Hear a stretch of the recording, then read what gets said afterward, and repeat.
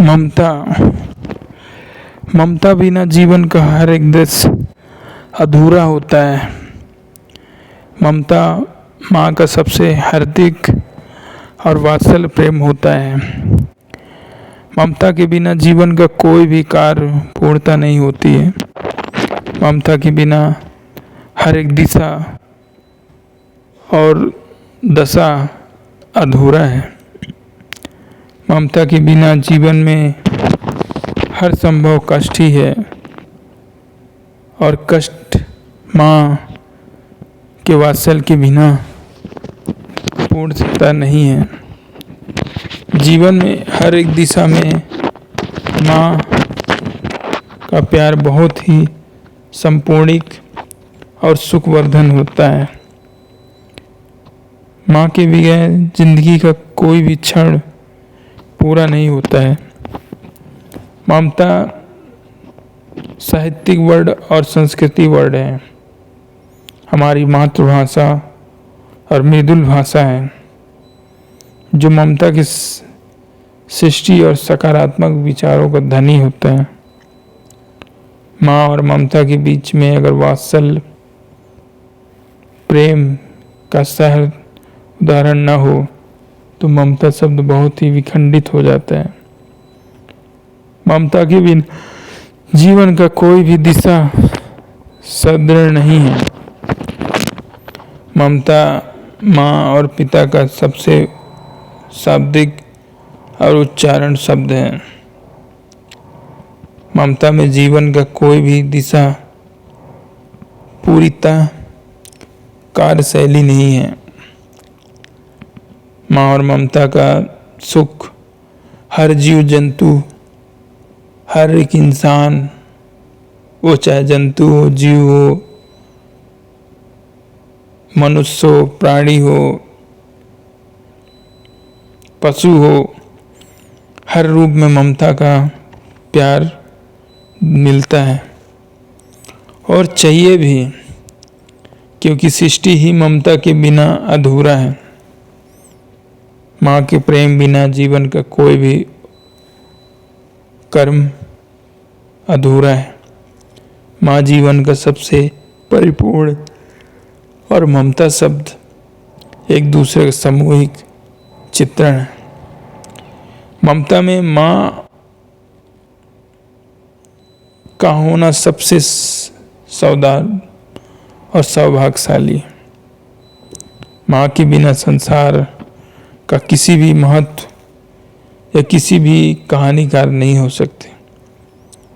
माँ और ममता के बिना कोई भी नाटक, वो चाहे गद्य हो, चाहे पद्य हो, चाहे खंडकाव्य हो, चाहे महाकाव्य हो, चाहे कहानीकार हो, चाहे उपन्यास हो, चाहे जीवनी हो, चाहे आत्मकथा हो, चाहे संस्मरण हो, चाहे लेख चित्र हो, चाहे वृत्तांत हो या कथावाचक हो, श्लोक हो, कोई भी विचार हो, कोई भी पुस्तक हो, उसके बिना उल्लेख अधूरा है। ममता में माँ का स्नेह सबसे बड़ा चित्रण माना गया है। माँ का प्यार बहुत ही और बहुत ही सुंदर विचारों से परे है। माँ के बिना और ममता के बिना ये संसार पूरी तरह अधूरा है। सुख और शांति और जीवन को समझना और जानना, एक दूसरे को संकल्प करना और समझाना ममता का सबसे बड़ा धनी विचार होता है। माँ का जरूरत चाहे पशु हो, चाहे पक्षी हो, चाहे मनुष्य हो, चाहे जीव हो, चाहे राक्षस हो, चाहे दानव हो, चाहे भगवान हो, सबको माँ की जरूरत होती है। बहुत भाग्यशाली होते हैं मनुष्य जो उनको ममता और माँ दोनों मिलती है। एक के रूप में ईश्वर का रूप मिलता है, लेकिन आज भी ईश्वर लोग माँ की प्रेम के लिए तरसते हैं। उन्हें सुख सुविधा भोग विलास सब कुछ मिलता है, लेकिन माँ का स्नेहिक शब्द और माँ का प्यार नहीं मिलता।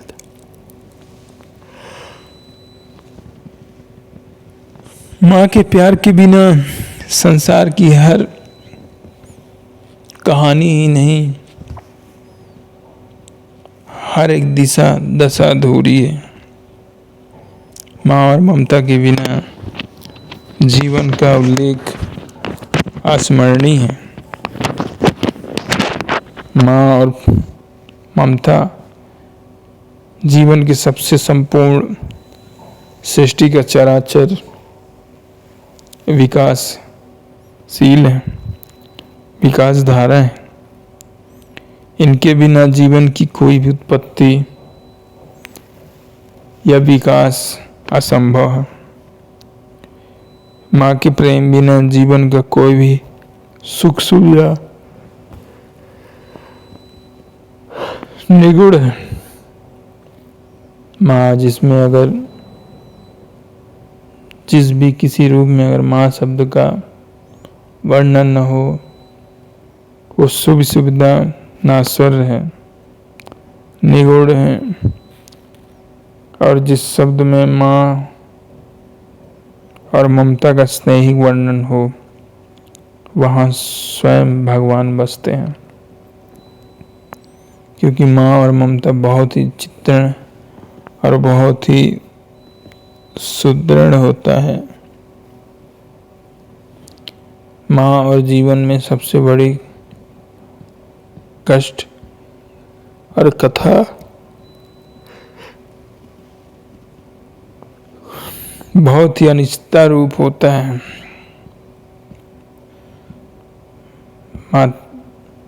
माँ और ममता जीवन की सबसे संपूर्ण चराचर और दृष्टि हैं, सृष्टि हैं, जो जीवन के हर पल को ममता के साए में समेट के रखते हैं। ममता रूपी ज्ञान और विचार और जीवन पाने के लिए देवता भी तरसते हैं। माँ स्नेहिक रूप हमेशा प्रबल और शक्तिशाली होती है। ममता के स्नेह और प्रेम के बिना जीवन का कोई भी खंड पूर्णता नहीं है और न पूर्ण रहेगा। माँ सृष्टि की जन्मदात्री है, जो जीवन का संपूर्ण उल्लेख माँ के और ममता की दृष्टि में समाया हुआ है। कोई भी मोह माँ और ममता के बीच को नहीं तोड़ सकता। ये दोनों ही एक दूसरे के संपूर्ण चराचर दृष्टि और सृष्टि है। माँ ममता में जीवन में हर एक दिशा का रूप और सुदृढ़ वर्णन किया गया है, जो ममता और माँ का दैविक ही नहीं, ईश्वरीय ज्ञान और चमत्कारिक ज्ञान होता है, जिसके ऊपर माँ और ममता के स्नेहिक हाथ है। वो जीवन में कभी भी कोई भी बड़ा कार्य संभव नहीं है उसके लिए। हर एक चीज संभव और सादगी भरा है। जीवन में कष्ट ही कष्ट हो, लेकिन सद्गुण और संस्कृति जीवन का आधार है। ममता बिना जीवन का कोई भी वस्तु या कार्य पूर्णता नहीं है। ममता जीवन का सबसे सानिध्य और शक्ति ज्ञान होता है।